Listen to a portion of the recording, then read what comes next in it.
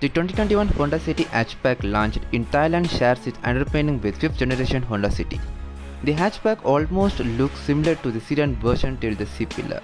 It gets a well-incorporated hatch at the rear. The integration of hatch is very neat and gives it a distinguished look.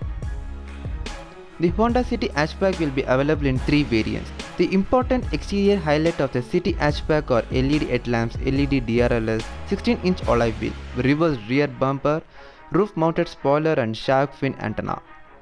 The interior is also identical to present in the sedan version without much change. Under the hood of Honda City Hatchback is a 1.0-liter turbo petrol engine which is capable of delivering 120 horsepower and 173 Nm torque. The transmission option for the Honda City Hatchback include a CVT gearbox. The hatchback will come in 6 color options to choose from.